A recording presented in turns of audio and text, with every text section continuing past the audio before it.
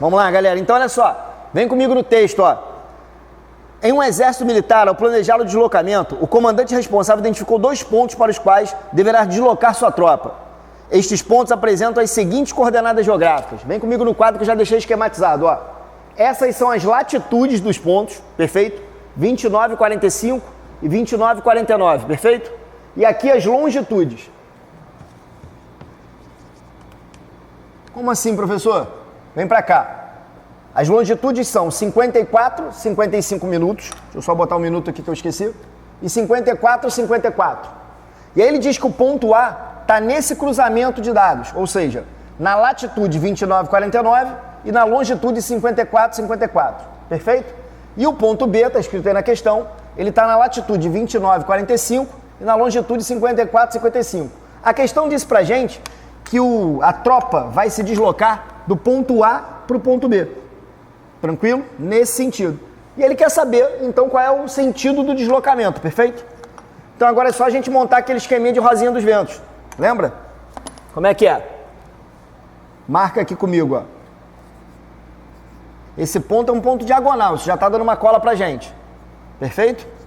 Aqui é norte, sul, leste e oeste. Essa diagonal onde é que é? Ela é a diagonal norte-oeste. Beleza? Ou seja, noroeste, letra C. Combinado, pessoal? Vamos para a próxima. Vamos lá, pessoal. Vamos começar aqui a corrigir questões de história do simulado, né? E a gente vai começar pela questão número 46. Essa questão número 46, ela trata de um assunto recorrente na UERJ, que seria o quê? O processo de abolição da escravidão no Brasil. E esse processo, né, é um processo que foi feito de forma bastante gradativa, né, de forma absolutamente diferente do que acontece nos Estados Unidos. Por quê? Né? Porque quando eu penso a abolição nos Estados Unidos, ela acontece, né, ao final da Guerra de Secessão, basicamente numa única medida tomada pelos nortistas, que absolutamente não defendiam a escravidão, porque enquanto uma área de industrialização, defendiam a ampliação do mercado consumidor e a escravidão na região sul era prejudicial aos seus interesses. No Brasil, quem vai conduzir o processo abolicionista, em sua grande parte, são grandes proprietários que utilizavam a mão de obra escrava. Daí o processo ser lento, gradativo, fruto de uma pressão internacional e de uma pressão interna crescente. Tá?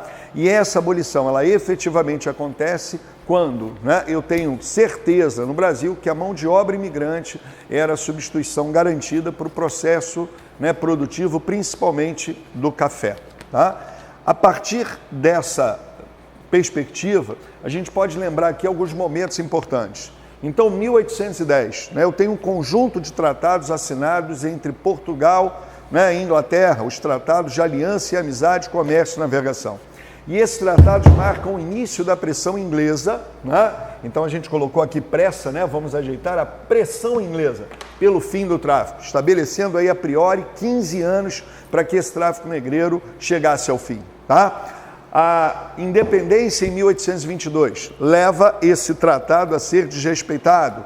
Outro tratado é assinado no primeiro reinado, mas ele não vai ser respeitado porque a regência rejeita isso. Tá? Novo tratado assinado e o segundo reinado, já com Dom Pedro II, rejeita esse outro tratado. Tá? Dentro dessa perspectiva, cria-se a ideia de que leis eram feitas para inglês ver. Tá? A pressão inglesa continua, a pressão de uma Europa industrializada continua, e em 1850 o governo brasileiro cede, assinando a Lei Eusébio de Queiroz, que põe fim ao tráfico negreiro.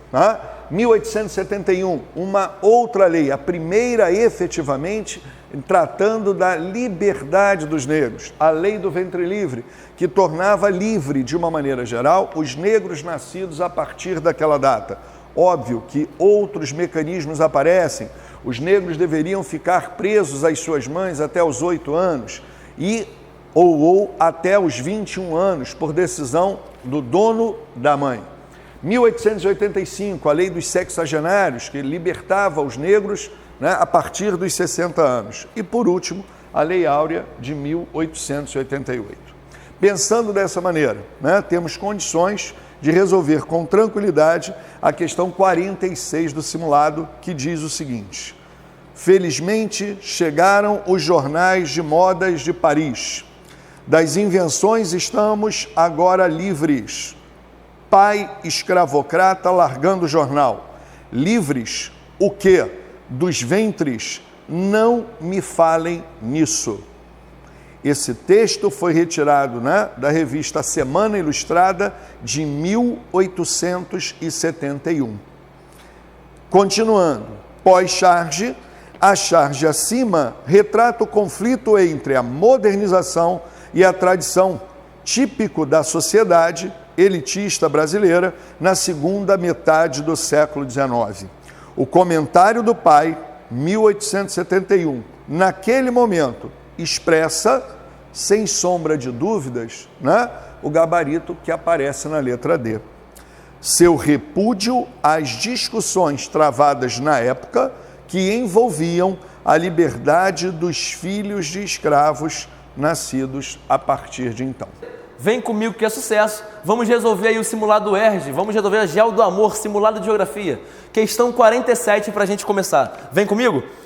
A questão diz o seguinte: as indústrias que possuem várias filiais espalhadas por diversos países são as chamadas indústrias globais ou mundiais. Perceba que ele está falando em internacionalização da economia, ele fala em expansão das transnacionais. Esses conglomerados industriais têm dentre as suas principais características.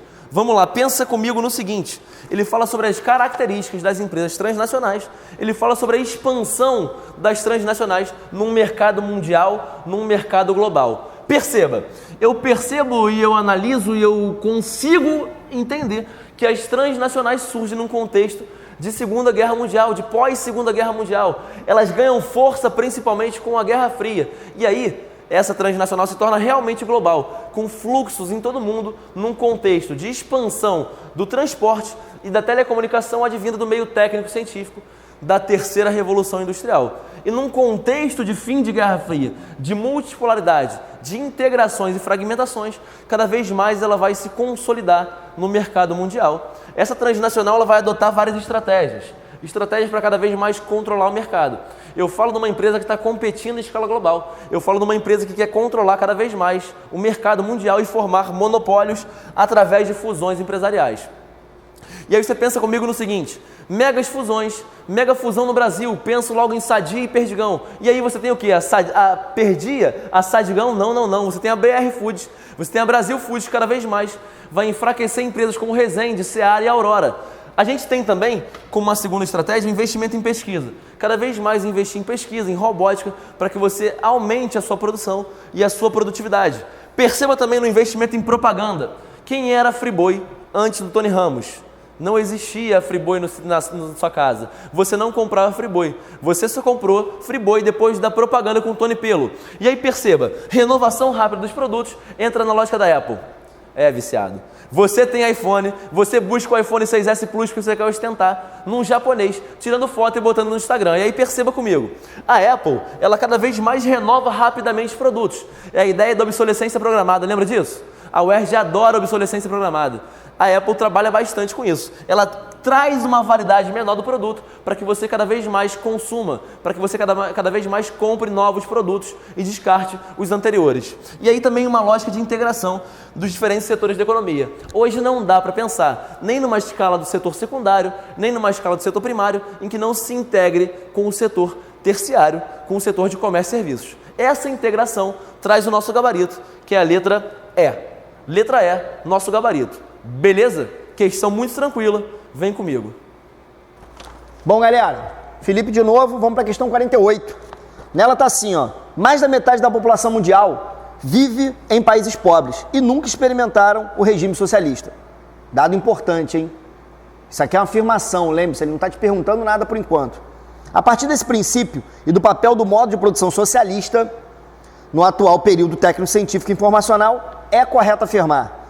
O gabarito, você já deve ter conferido, ele é letra A, certo? Que diz assim, ó: o socialismo concebido a partir da compreensão do funcionamento do capitalismo, principalmente europeu, foi implantado por alguns governos para tentar solucionar problemas sociais pré-existentes.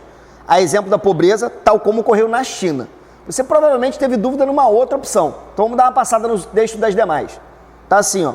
Os países pobres do antigo terceiro mundo tiveram grandes avanços socioeconômicos. De fato, alguns países tiveram, mas não são todos. Mas vamos continuar lendo o texto. Fato relacionado à não adoção da experiência socialista. É aqui que ele erra a letra B. Tranquilo? O fato de ter adotado o socialismo ou de não ter adotado não pode ser a explicação para o avanço ou não avanço do desenvolvimento econômico dos países. Perfeito? Aqui é uma questão. Não é um modelo que vai definir isso. Vamos para C? Na C está assim, ó. O socialismo adotado em Cuba, China e ex-União Soviética tiveram causas distintas, porém alcançaram os mesmos objetivos. Aqui ele já começa a errar no texto. Os objetivos alcançados não são o mesmo, apesar do socialismo em tese ter sido o mesmo.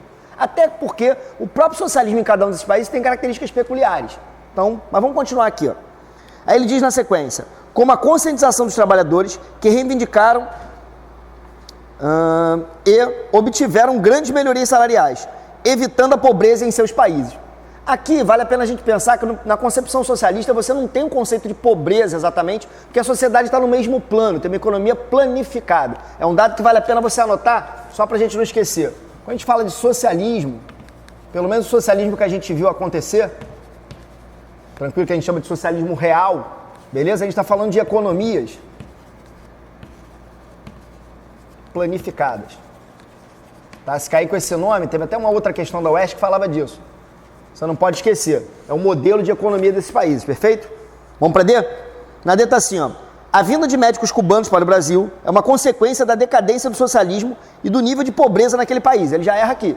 Os motivos são outros. O Brasil estava num momento de economia aquecida e precisando dessa mão de obra qualificada. Então, você tem um pouco disso, muito mais do que a condição econômica em si, vivida por essas pessoas no país de origem, nesse caso, Cuba. Tá combinado, galera? Vamos para a próxima?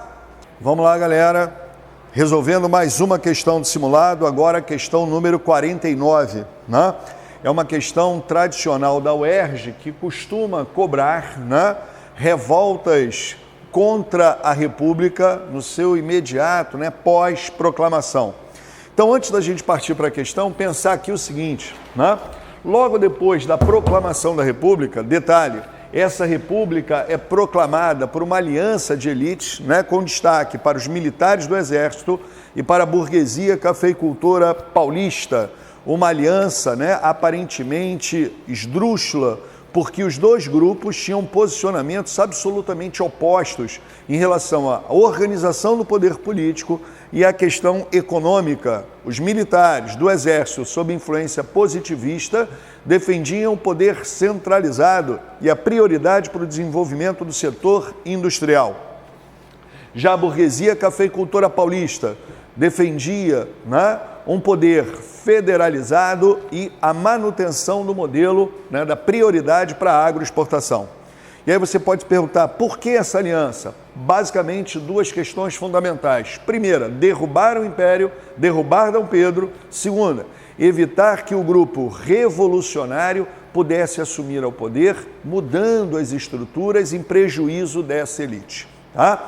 Quando nós temos aí esse processo, revoltas vão aparecer. E a gente poderia dividir essas revoltas em dois grupos. Revoltas rurais, também chamadas de messiânicas. Por quê?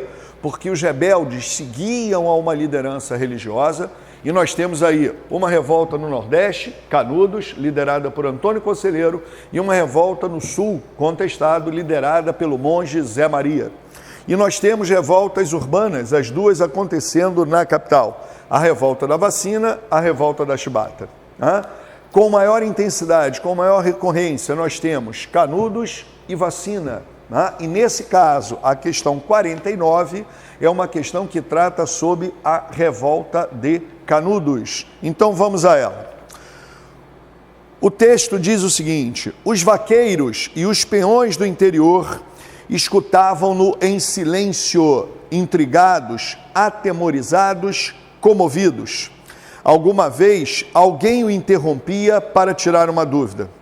Terminaria o século? Chegaria o mundo a 1900? Ele respondia, em 1896, 1000 rebanhos correriam da praia para o sertão, e o mar se tornaria sertão e o sertão mar. Temos aí, né, uma imagem mostrando parte do arraial, e o enunciado da questão pede o seguinte: o carismático Antônio Conselheiro, de que fala o texto acima, liderou a revolta de Canudos em 1897, ilustrada na imagem, e cujas origens podem ser encontradas. O gabarito da questão, pessoal, letra A, na miséria do sertanejo e na luta pelo acesso à terra. E é bom a gente marcar o seguinte, né? E essa miséria do sertanejo, produzida pela concentração histórica de terra na mão, né, de uma minoria da população, tá? E essa concentração agravada, ampliada durante o Segundo Reinado, nas mãos dos coronéis, dos grandes proprietários, que durante todo o Segundo Reinado somavam a esse poder sobre terra o poder militar, daí a associação do coronel, né, do grande proprietário à imagem do coronel. Um outro detalhe importante: quando pensamos Canudos, pensamos, né, como diz o gabarito, na luta pelo acesso à terra. E poderíamos até estabelecer uma certa comparação com os movimentos atuais dos trabalhadores sem terra, seja o MST, seja a CONTAG, seja a FETAG, né, com uma questão fundamental. Hoje, né, os movimentos sociais na luta pela terra têm um cunho político, né, bastante grande. Os seguidores de Conselheiro não tinham essa noção política exata. O seguiam como a um Messias, como a uma liderança religiosa. Tá? Acredito que dessa maneira tenhamos resolvido, né, com bastante tranquilidade, uma questão que, como eu disse, tradicional no vestibular da UERJ. Vamos lá, pessoal, Miguel Couto, questão número 50 do simulado. Tá? Essa questão, ela fala sobre, né, a política imperialista norte-americana. Só que antes da gente pensar o imperialismo, fazer aqui uma breve revisão desse processo. Independência dos Estados Unidos, né, não resolve a diferença entre, né, as regiões norte e sul. O processo de marcha para o oeste ao longo do século XIX faz com que essa diferença ela seja ampliada, provocando, né, no início aí da segunda metade do século XIX, a Guerra de Secessão, a Guerra Civil Norte-Americana, que vai aproximadamente de 1861 a 1865. Tá? Essa guerra ela vai ter a vitória do Norte, tá? E, para surpresa de muita gente, né, esta guerra, que poderia trazer grandes problemas para os Estados Unidos, tá, facilita o processo de desenvolvimento econômico, porque você vai unificar uma política sob o modelo nortista. Tá? Então, a Guerra Civil Norte-Americana leva os Estados Unidos ao desenvolvimento, quando na maioria dos casos na história mundial, uma guerra civil provoca o quê? A crise, porque é uma guerra interna que provoca normalmente destruição. Esta guerra civil vai permitir o surgimento de uma doutrina que também já foi questão da UERJ, né? A doutrina do destino manifesto, que pode, né, ser buscada em suas origens na lógica da predestinação, defendida pelos calvinistas ingleses, pelos puritanos. Tá? Então, pessoal, a partir desse desenvolvimento pós-Guerra de Secessão, nós temos a política imperialista norte-americana, que vai privilegiar a Ásia e a América Latina. Quando eu penso o imperialismo norte-americano para a Ásia, ele ficou conhecido como a política das portas abertas, ou seja, os Estados Unidos não vão entrar em conflito com nenhuma outra potência. Mercado aberto, penetração norte-americana. Agora, a questão fecha especificamente no imperialismo norte-americano para a América Latina, né, que ficou conhecido como o Big Stick, o grande porrete, ou seja, né, resistências à política norte-americana, resistências à diplomacia norte-americana vão ser tratadas com violência. Tá? Os melhores exemplos, o processo cubano, né, e o processo panamenho, que vai gerar aí a abertura do Canal do Panamá. Diante dessa realidade, podemos pensar aqui a questão número 50 do seu simulado, cujo texto diz o seguinte: não é verdade que os Estados Unidos sintam fome de terra. Este país não deseja senão ver os vizinhos estáveis.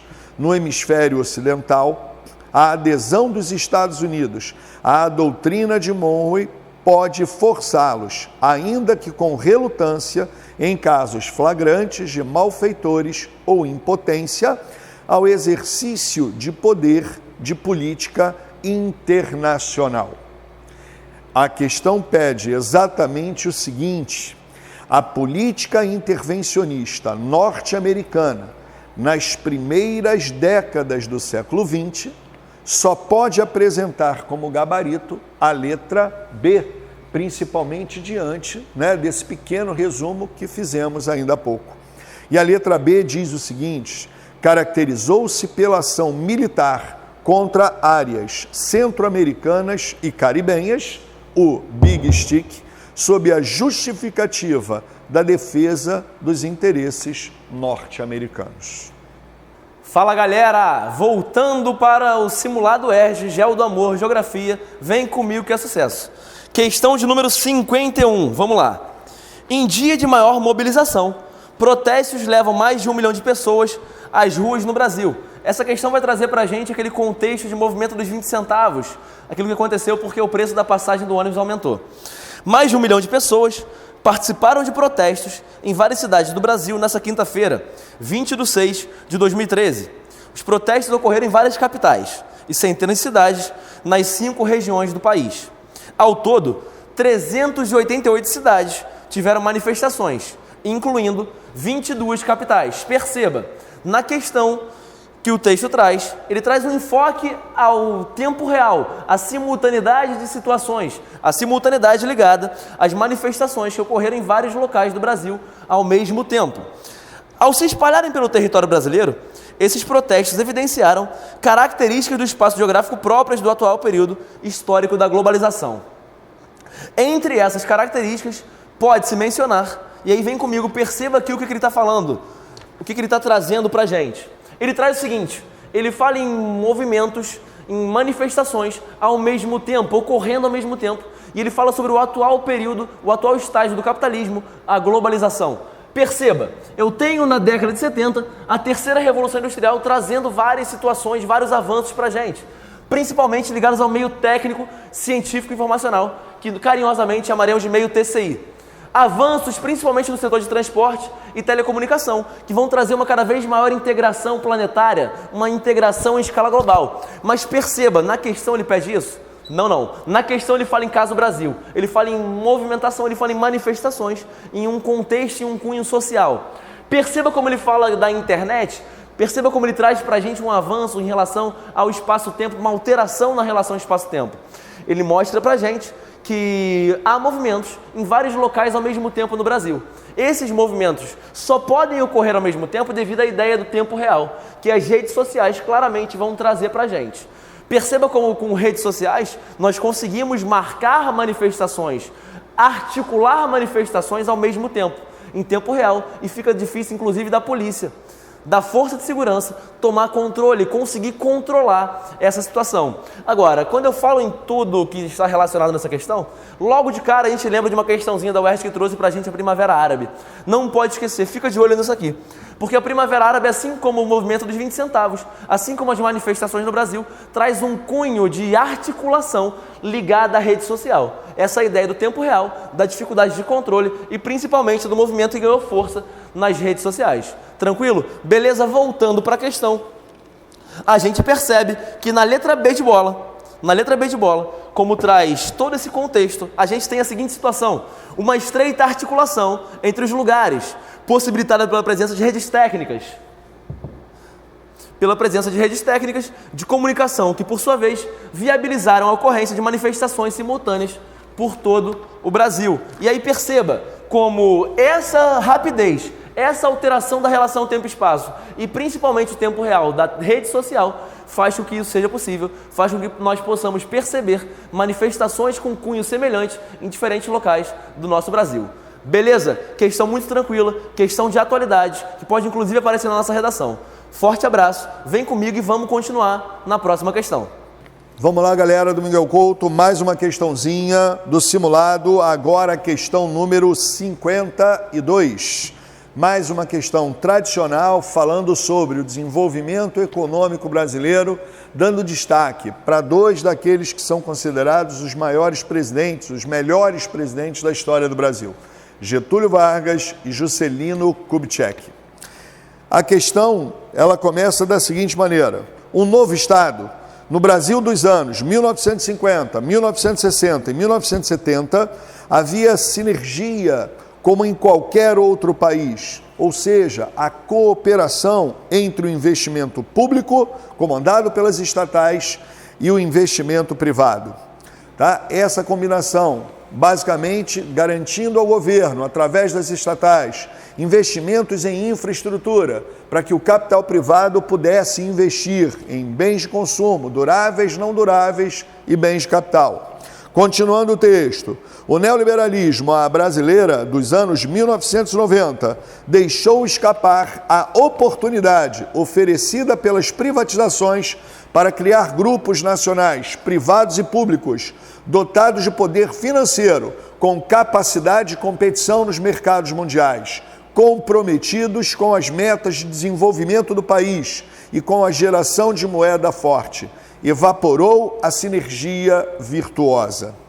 No texto, o economista resgata para o debate atual acerca do Estado brasileiro uma característica de gestão política e econômica que marcou os governos de Vargas e Kubitschek. Esses dois governos, na historiografia brasileira, são associados respectivamente à letra D, trabalhismo de Vargas, desenvolvimentismo de JK.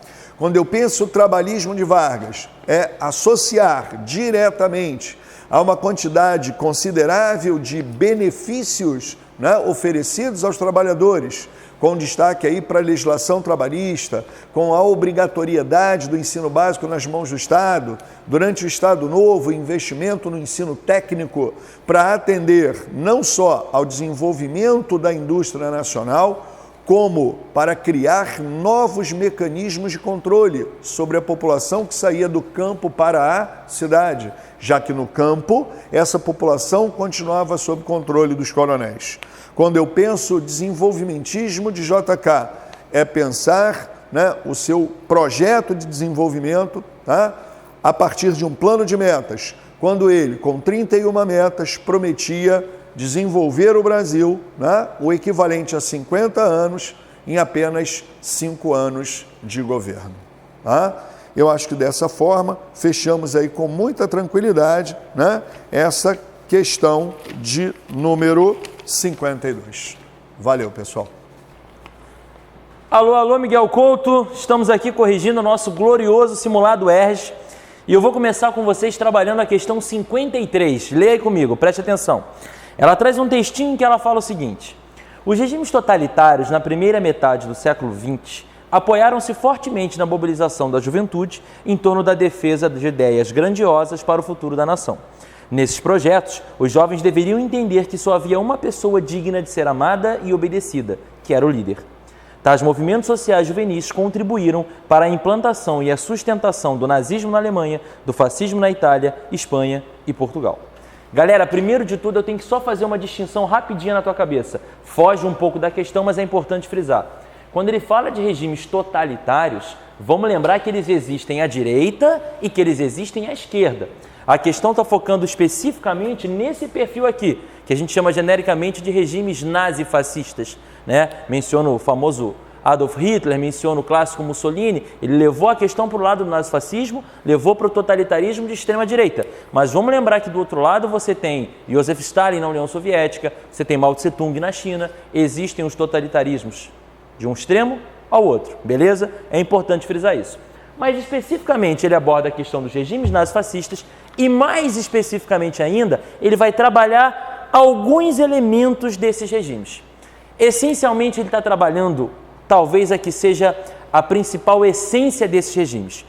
Os regimes nazifascistas, eles praticam uma associação entre a liderança de um partido e essa liderança do partido personificaria supostas ideologias que esse partido defende, e você chega num ponto de difícil distinção entre o que é partido, o que é Estado e o que é líder. Você acaba tendo uma ramificação da ideologia do partido em toda a estrutura do Estado, personificada pela figura do seu líder.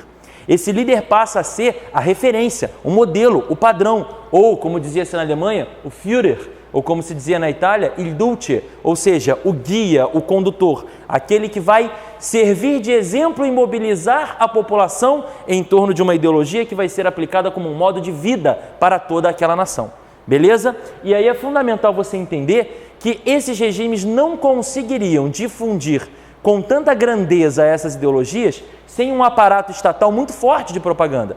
Aí você vai ter mecanismos de censura, mecanismos de produção cultural pró essa ideologia, mecanismos que tentem endeusar supostas virtudes inatas do líder. Repito, é o caso do Hitler na Alemanha, é o caso do Mussolini na Itália e por aí vai. E mais do que isso, galera, esses regimes souberam entender muito bem que a juventude, pela sua tradicional energia, pela sua tradicional capacidade de mobilização, pela sua vontade de ação, enfim, a energia que a juventude traz seria um pilar essencial para a sustentação dos regimes nazifascistas. Principalmente porque esses regimes se pretendiam eternos. Esses regimes não sabiam que acabariam em algum momento. Eles acreditavam que realmente poderiam implementar esse projeto e sairiam vitoriosos. Então era preciso pensar nas próximas gerações que iriam personificar esses ideais e perpetuá-los nos anos seguintes. Mas, se a juventude, por um lado, tem capacidade de mobilização, tem energia, ela muitas vezes confunde essa energia com um certo radicalismo. Radicalismo esse que, inclusive, era incentivado pelo Estado. Porque se aquela ideologia do partido, representada pelo líder e contaminada através do Estado, se aquela era a ideologia correta, se aquele era o modo de vida dos verdadeiros alemães, no caso de Hitler, por exemplo, os que não seguissem essa ideologia não eram verdadeiros alemães e, naturalmente, tornavam-se indesejáveis, inimigos da pátria, ou pelo menos daquele modelo de pátria que se pressupunha. Perfeito? Então você começa a desenvolver um radicalismo político, uma intolerância política, de certo modo presente nos dias de hoje também no nosso Brasil, graças a Deus ainda numa escala bem menor. Espero que a gente não chegue nesse malefício que a gente está abordando aqui na questão, mas enfim, no caso do regime fascista, por ser um regime extremado, esse radicalismo também acabava sendo extremado. E você tinha milícias juvenis que agrediam, que espancavam, que até mesmo matavam aqueles considerados dissidentes do regime, né? Você vai ter perseguição, no caso da Alemanha, a judeus, comunistas, homossexuais, testemunhas de Jeová, enfim. E isso se repetiu por diversos outros movimentos, como os que ele cita na questão. Beleza? E aí ele pergunta o seguinte, ó. A atuação desses movimentos juvenis caracterizava-se... Vamos lá, galera. Esses movimentos se caracterizam pelo quê? Culto ao líder, acima de tudo. Culto ao líder, repito, como a referência, como guia, como o condutor daquela juventude. E a defesa enraivecida dessa ideologia e a perseguição aos seus dissidentes. Se você analisar as alternativas, creio eu que a única que contempla o que a gente está falando é a letra A, quando ele fala assim, pelo sectarismo e pela forma violenta e radical com que enfrentavam os opositores do regime. Camilo, mas eu não sei o que é sectarismo. Eu te explico. Sectarismo vem de secto. Quando você tem uma liderança que segrega e arrasta uma multidão na sua direção. O secto é o conjunto de seguidores daquela liderança. Então, quando você fala em sectarismo, é uma liderança capaz de arrastar o seu secto, de arrastar os seus seguidores, a sua multidão particular. Beleza? Vamos lá, galera. Questão 54 está assim, ó. O processo contemporâneo de metropolização do espaço e a grande metamorfose que vem ocorrendo em algumas metrópoles tem significado mudanças territoriais expressivas. A intensificação e multiplicidade dos fluxos de pessoas, mercadorias e informações, bem como o crescimento do número de cidades conurbadas. Ó, vem comigo nesse conceito aqui, ó, coisa linda. Conurbação. Lembra? Como é que funciona? Eu tenho duas malhas urbanas de dois municípios vizinhos, tá ok? E a expansão dessa malha, ela pode alcançar o limite territorial, ou seja, ela pode alcançar a malha do município vizinho. Quando isso acontece, você começa a não, digamos assim, não conseguir perceber onde acaba e onde começa cada município, criando uma área integrada, tá ok? E é isso que a gente está chamando de conurbação. A ideia de você não conseguir perceber onde acaba uma e começa a outra, uma malha urbana entrelaçada. É isso que ele comenta aqui. Vamos continuar. Com isso o texto segue, vamos lá para as opções, que eu sei que você já leu o texto. Tendo em vista a metrópole contemporânea, é correto afirmar que se trata de uma... Vamos lá, você marcou a letra A? Show, porque ela é o gabarito, tá assim, ó. A única aglomeração mais dispersa e fragmentada, onde fluxos imateriais regem um conjunto diferenciado de lugares. Como assim fluxos imateriais? Ou seja, não é só o quanto as pessoas circulam aqui dentro, não é só isso que vai definir como, né, essa malha urbana vai se organizar. Tranquilo? Isso é uma questão importante, mas não é a única. Perfeito? Vamos dar uma olhada nas outras? Única aglomeração, pois é compactada e coesa. Já errou aqui. Ela não é coesa. Essa malha urbana cresce de maneira difusa. Essa ideia de coesão não cabe nesse conceito. Perfeito? Vamos para a próxima. Na C, metrópole compactada e coesa. Olha lá o coesa de novo. Já repito, ela não é coesa. Ela é entrelaçada, misturada, difusa, não coesa. E vamos para D para acabar. A metrópole dispersa e fragmentada, organizada exclusivamente por uma estrutura hierárquica de fluxos materiais. Ah lá, o exclusivamente que quebrou. Lembra? Já comentei isso com vocês em sala. Quando eu tenho algo em geografia que é apenas, nunca, sempre, duvida, porque normalmente não é gabarito. Tá ok? Mais uma questãozinha de geografia aí pra gente matar. Questão de número 55. Vem comigo? Vamos lá. Observe o gráfico a seguir. Participação de algumas economias na produção industrial no mundo. E aí você perceba e analise que Estados Unidos, China, Japão, Alemanha, Coreia do Sul, França, Itália, Reino Unido, Índia e Brasil aparecem nesse gráfico, aparecem nessa tabelinha. Nós temos que pensar o seguinte, ele fala sobre a participação das maiores economias nesse sentido, ele traz algumas economias que são fortes no momento atual, e aí perceba, são países que apresentam um dinamismo muito grande, uma grande dinâmica econômica. Aí ele fala o seguinte, de acordo com o gráfico, verifica-se que a produção industrial ocorre de forma desigual no planeta. A gente percebe desde os primórdios do capitalismo que a alteração e a relação tempo-espaço é muito importante. A gente já falou de transporte em questões anteriores, falamos em comunicação, e aí perceba, analise comigo. Quando eu falo em forma desigual no planeta, é que o capitalismo, e nesse momento, a produção industrial ocorre de forma desigual no tempo e no espaço. Aí ele fala o seguinte, pois tende a se localizar em países que apresentam, e aí vem comigo, países ou grupos mais dinâmicos. Quando eu penso em dinamismo econômico, quando eu penso em economia, vem logo os Estados Unidos na cabeça. Os Estados Unidos são a maior potência econômica do mundo, são o juiz do mundo, é quem define a geopolítica mundial em grande parte dos casos, são os detentores das principais multinacionais, das transnacionais, que dinamizam a economia. Agora, pensa no segundo país que aparece aí, pensa em China. A China, galera, ela traz uma questão bem importante que é das zonas econômicas especiais, um contexto de abertura econômica, um contexto de abertura para o capital estrangeiro, da criação de zonas litorâneas que vão interagir cada vez mais numa escala de sistema mundo. A China era um país com economia fechada, um país de mentalidade totalmente fechada, que abriu cada vez mais a sua mente, a sua cabeça, para uma expansão global, para uma integração num sistema planetário econômico. E mais que isso, a gente pensa em vantagem comparativa, a gente pensa na China com uma população numerosa. E aí preste atenção que foi notícia do G1 no ano passado.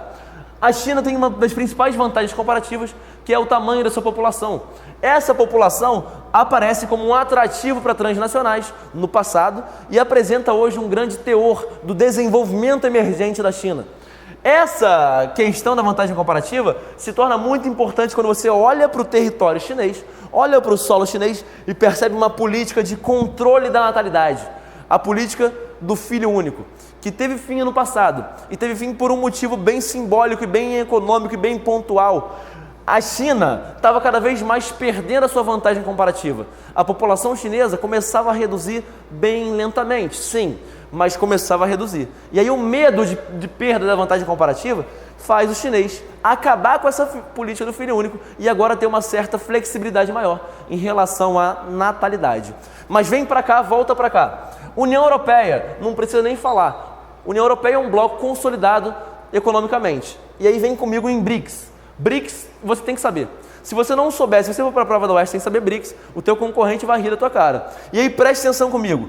Os BRICS são chamados de países baleia, grave esse termo. Esse termo é uma aposta nossa para o vestibular. Países baleia por quê? Porque a baleia é um animal pesado e é um animal muito grande, mas que debaixo d'água tem uma velocidade enorme. Esses países dos BRICS, principalmente quando eu falo em Brasil, Rússia, Índia e China, apresentam uma extensão territorial enorme e apresentam um contingente populacional muito numeroso. Esses países são como a baleia, são grandes, são pesados e eles são os emergentes. Eles cresceram muito rapidamente nos últimos anos. Então são países como a baleia, grandes, pesados, mas que debaixo d'água funcionam muito bem. Agora vem comigo, volta para a questão. Na questão, ele fala o seguinte, na letra E: condições políticas favoráveis aos empreendimentos e um expressivo contingente populacional. Aí pensa em China.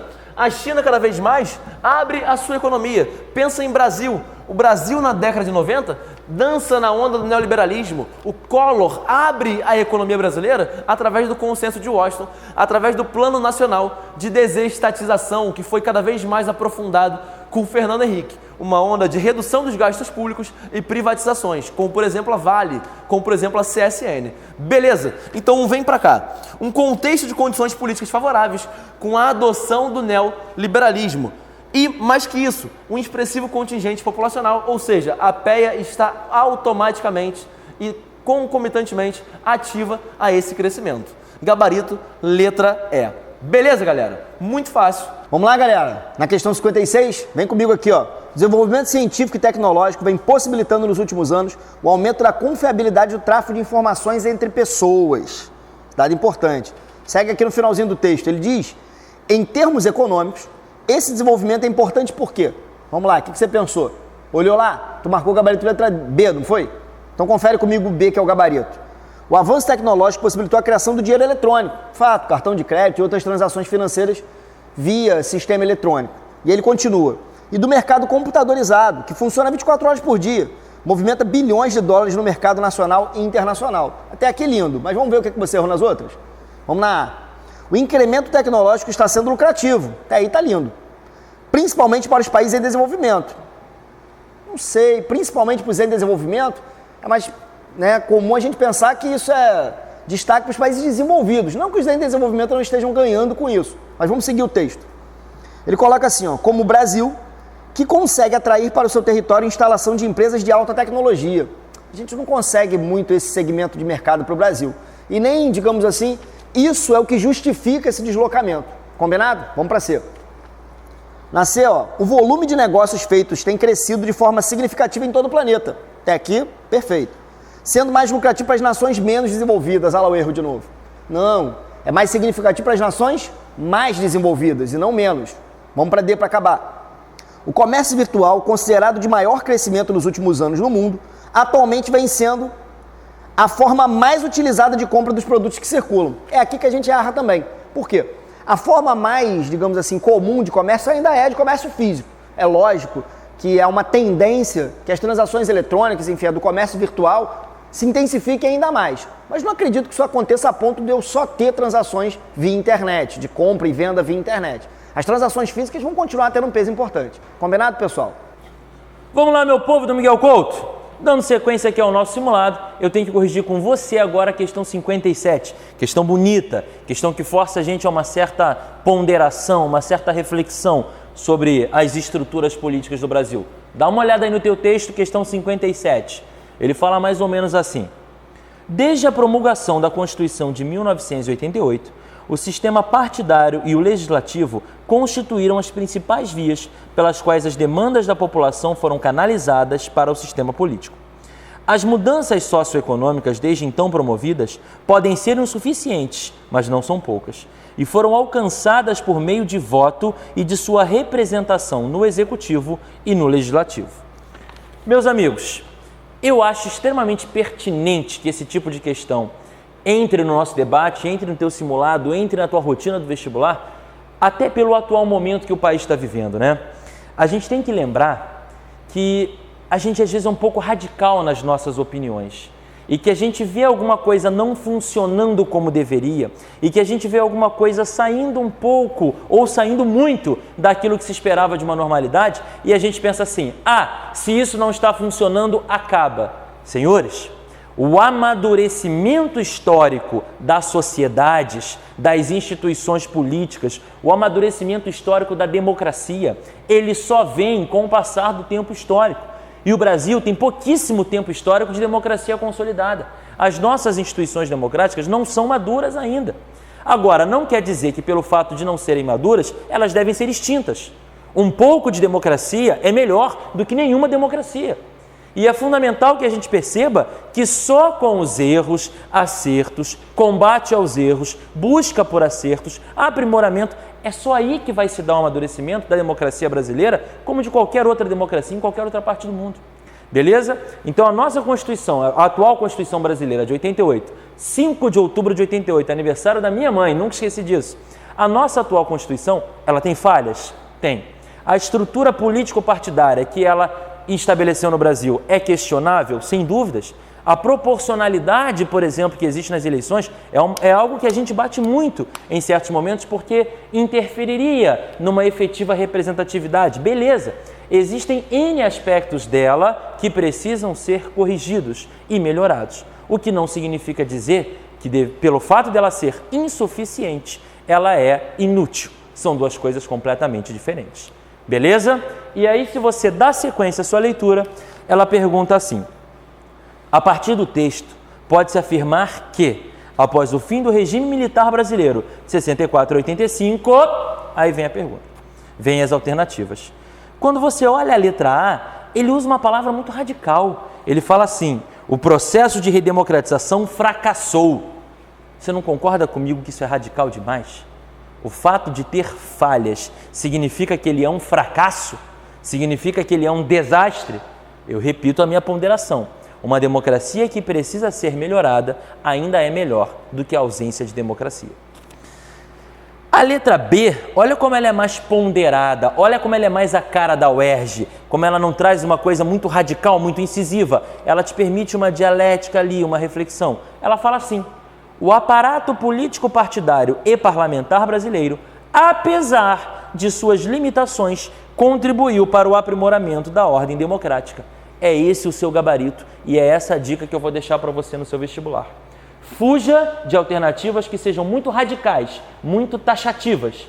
Prefira sempre alternativas que sejam suaves, que sejam amenas, que façam ponderações. Apesar de, em sua maioria, busque sempre a ponderação. Essa é a cara da UERJ, esse é o perfil que você tem que seguir. Beleza? Beijo, até a próxima! Vamos lá, galera? Mais uma de geografia. Vem comigo na Geo do Amor. Questão de número 58 do seu simulado UERJ. Vamos lá. Ele fala pra gente o seguinte: após a onda milenária da era rural, após a onda bem mais breve do maquinismo industrial, 1000 novos sintomas anuncia o advento de uma terceira onda, de uma era pós-industrial, capaz de exaltar a dimensão criativa das atividades humanas.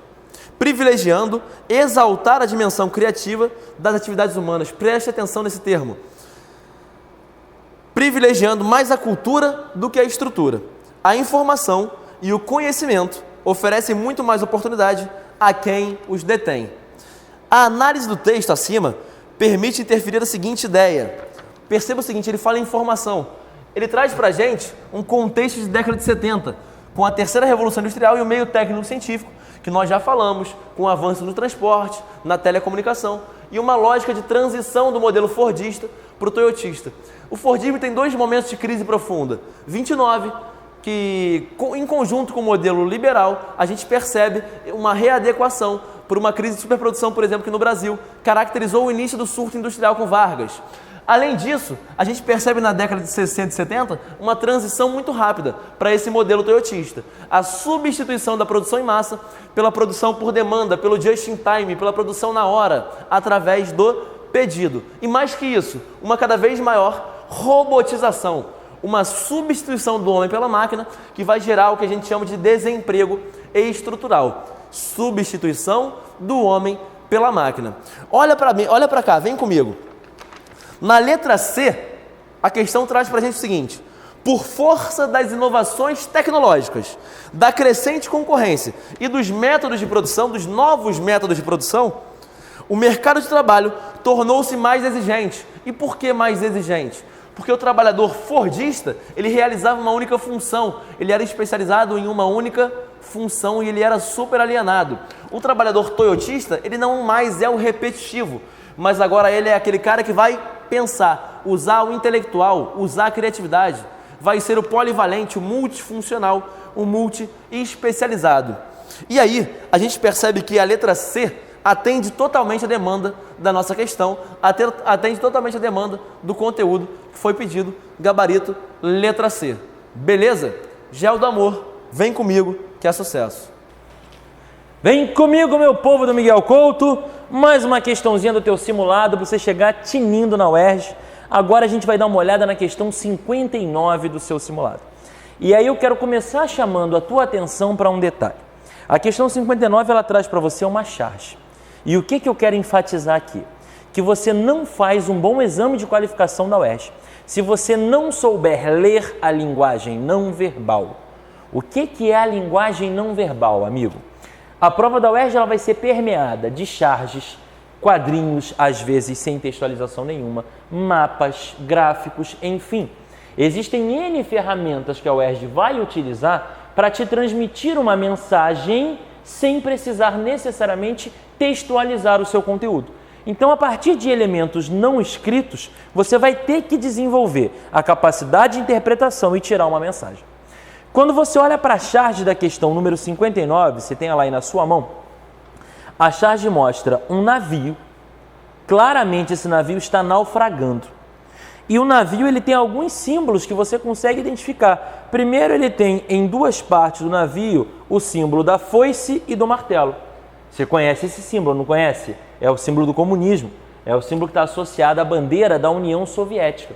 E se você não souber isso, você ainda tem a dica aqui. Está escrito, né? Na charge que você tem as iniciais que remetem à União Soviética. E em cima deste navio, como se fosse um comandante, mas que está segurando uma ferramenta, né? Como se tivesse desmobilizado alguma parte do navio, você tem um homem prestando continência enquanto o navio vai naufragando. Este homem ele tem uma mancha na cabeça. Quem é jovem há mais tempo conhece claramente essa figura que eu estou falando. É Mikhail Gorbachev, né? Foi o último presidente da União Soviética. O homem que pega a União Soviética no momento final e percebe a necessidade de promover algumas mudanças de natureza política e de natureza econômica naquele país. Mikhail Gorbachev percebe a necessidade de um pouco mais de transparência política, de um pouco mais de autonomia dentro da União Soviética. Assim como ele percebe também a necessidade de reconstruir alguns setores da economia soviética através de reformas que permitam o retorno a algumas práticas da economia capitalista dentro da União Soviética. É evidentemente que, imagina-se, que o Gorbachev não pretendia que essas reformas levassem à desagregação da União Soviética. Acredita-se que Mikhail Gorbachev, pretendia de fato reconstruir o socialismo soviético. Até porque se você voltar na história da União Soviética, isso já tinha acontecido antes. Quando lá depois da Guerra Civil, lá no pós-Revolução Russa de 17, você vai ter a aplicação da NEP. Lembra disso? A nova política econômica que o Lenin organizou, um passo atrás para dar dois à frente. Ou seja, Lenin havia permitido um retorno a algumas práticas capitalistas que alavancariam o socialismo a partir de então. Talvez espelhado naquele momento que Lenin havia feito anos antes, Mikhail Gorbachev tenta novamente reestruturar política e economicamente a União Soviética. Permite o retorno a algumas práticas capitalistas, permite um pouco mais de autonomia e transparência política dentro da União Soviética. Só que o resultado foi justamente o oposto ao que o Lenin obteve anos antes, décadas antes. Lenin consegue, de fato, reestruturar a União Soviética e permite um período de expansão e crescimento daquele país. Nos anos 80, quando Gorbachev promove as suas mudanças da perestroika e da glasnost, elas têm como efeito a desagregação sistemática da União Soviética e da chamada experiência do socialismo real naquele país. Beleza? E aí embaixo da charge você tem o seguinte: A charge faz referência a um período da história soviética em que vamos lá, com base no que a gente estava tendo papo, Gorbachev é um cara associado a quê? A tentativa de reformas, glasnost e perestroika. É um cara associado a uma maior abertura ao capitalismo e a uma maior transparência e autonomia política. Beleza? Então ele está associado à tentativa de reformas, que é justamente o que menciona a letra C, quando ele fala assim: reformas políticas e econômicas efetivadas por Gorbachev que favoreceram a desagregação do país. Ou seja, a tentativa de reformar não funcionou e a União Soviética acabou se esfacelando em nações independentes. Vamos lá, meu amigo Miguel Couto, você chegou ao final do simulado, percorreu as 60 questões e vamos comentar a última questão de ciências humanas agora. A questão de número 60, ela vai abordar um tema fantástico, um tema extremamente pertinente, que é a questão dos direitos humanos, né? Para nós, das ciências humanas, é muito claro que os direitos humanos eles devem existir como uma ferramenta que assegure a dignidade essencial à figura humana e a qualquer grupo social, né? Infelizmente, nós vivemos tempos muito difíceis, nós vivemos uma sociedade corrompida sob vários aspectos, né? E isso acaba gerando a impressão de que os direitos humanos são aplicados de maneira imprecisa, né? A gente ouve muito que direitos humanos só servem para proteger bandido, e aí começam a vir aquelas radicalizações de discurso, de que direitos humanos para humanos direitos. Não é bem assim, querido, não é bem assim. A gente tem que entender que os direitos humanos, eles são uma ferramenta que garante o básico, o essencial à figura humana, sob absolutamente quaisquer condições. E o fato de ainda haverem problemas na sociedade, na aplicação da justiça, que muitas vezes leva a uma aplicação um pouco injusta, por assim dizer, dessa questão dos direitos humanos, não significa que eles não devam existir. Eu volto contigo na reflexão que nós fizemos numa questão anterior. Direitos humanos imperfeitos que precisam ser aprimorados é melhor do que a absoluta ausência de direitos humanos. Você tem a certeza disso. É uma prerrogativa da qual, numa democracia, você não pode abrir mão. Beleza? E aí a gente tem um texto aqui fantástico que a gente vai refletir sobre esse assunto. Quando o texto fala assim, na sua questão número 60. Brasília.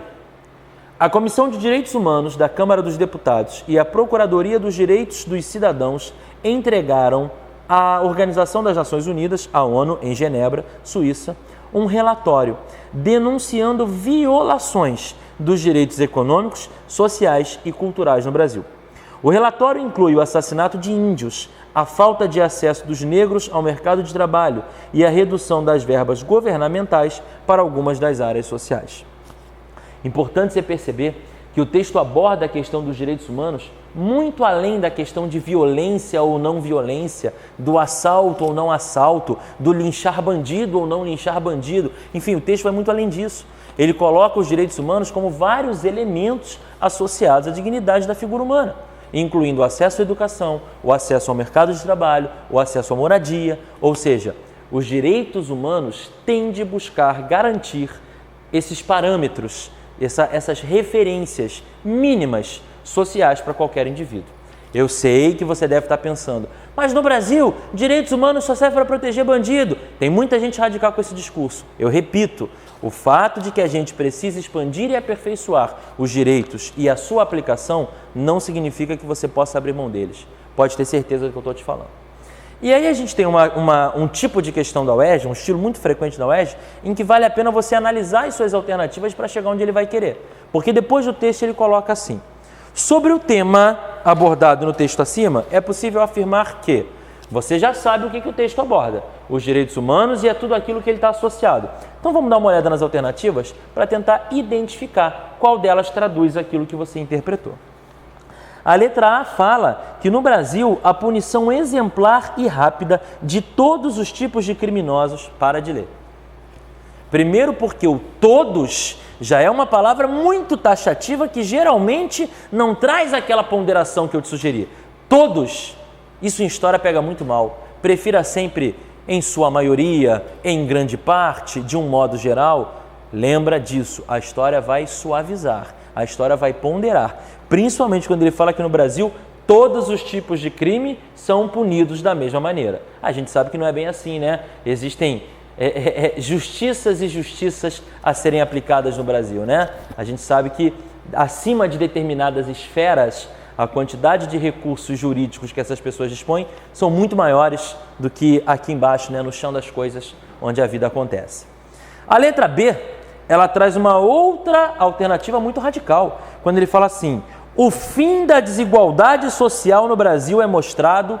Peraí, o fim da desigualdade social? Por mais que você admita a existência de avanços nos últimos anos, qualquer descida que você dê no seu prédiozinho, caminhe por qualquer rua do Rio de Janeiro, de qualquer lugar do Brasil, você vai identificar muito facilmente desigualdades sociais, né? O Brasil ele está dividido há muito tempo, principalmente sob o ponto de vista social. Você chega na zona sul do Rio de Janeiro, você tem belíssimos edifícios à beira-mar, do qual você pode avistar claramente uma vizinhança com comunidades onde você não tem o básico da estrutura de saneamento, de segurança, acesso à educação ou por aí vai. O Rio de Janeiro, especificamente, o Brasil como um todo, é uma terra de contrastes. Então, falar em fim da desigualdade social no Brasil é forçar a amizade, amigo. Pula fora dessa. A letra C, ela traz assim: o exercício de certos direitos, como a liberdade de pensamento e o voto para cargos políticos, garantem outros direitos, como a segurança e o emprego. Filho, será? Será que a democracia se resume apenas ao voto? Como dizia o saudoso José Saramago, a democracia se resume a tirar um governo do qual você não gosta e colocar outro que você talvez venha a gostar? Será que só isso já é democracia? Eu creio que não, né? O simples fato de você poder se expressar no seu Facebook, na sua rede social, o simples fato de você poder escolher um governante, isso assegura todas as outras prerrogativas da democracia? Eu creio que não, né? Basta a gente olhar para o lado mais uma vez e ver que ainda está faltando muita coisa de estrutura na sociedade. Isso naturalmente vai nos levar até a alternativa D, que fala o seguinte: algumas medidas, olha como já suaviza, ele não fala em todos, ele não fala em fim, ele fala em algumas. Algumas medidas foram criadas pelo governo brasileiro na área dos direitos humanos. Entre elas, olha que expressão bacana, entre elas, entre outras, eu não estou sendo restritivo, eu estou abrindo o leque. Entre elas, a indenização paga pelo Estado a presos políticos assassinados durante a ditadura militar. O que eu quero que você perceba aqui mais uma vez? A Anistia Internacional, após a ditadura militar, ela vai caminhar no sentido de reparar alguns excessos que o Estado brasileiro cometeu durante aquele período. Mais uma vez, eu quero combater o discurso radical. Não estou tomando partido político nenhum. Eu quero apenas fazer a ponderação. E que você perceba que aquele discurso de mas só morreu bandido, só foi perseguido pelo exército quem estava metido na luta armada. Não é verdade. A gente tem alguns casos notórios de pessoas absolutamente desvinculadas de qualquer ação armada e que foram mortas sob condições bem degradantes por parte do Estado brasileiro durante o nosso período da ditadura militar. A atual Comissão Nacional da Verdade, ela vem provando com farta documentação esse tipo de ação, né? A gente tem o caso do deputado Rubens Paiva, a gente tem o caso do jornalista Vladimir Herzog, enfim, várias pessoas sofreram a violência do Estado brasileiro, tiveram seus direitos básicos, seus direitos humanos violados pelo Estado brasileiro durante um regime de exceção. E o que vem acontecendo agora é que o Estado brasileiro busca, de alguma maneira, pressionado pela Anistia Internacional, é verdade, reparar ou pelo menos amenizar os danos que essas pessoas sofreram. Isso representa, sim, um avanço na questão dos direitos humanos. Beleza, meu amigo? Teu primeiro simulado está cumprido. Espero que você tenha tido um bom desempenho e, mais do que isso, espero que você saiba extrair daqui aquilo que de positivo você pode extrair. Enxergar onde você errou, enxergar onde você está bem, organizar a tua rotina de estudos para quando chegar no exame de qualificação, você conseguir aquilo que você precisa. Ok? Beijo grande, galera. Obrigado pelo carinho. Até a próxima.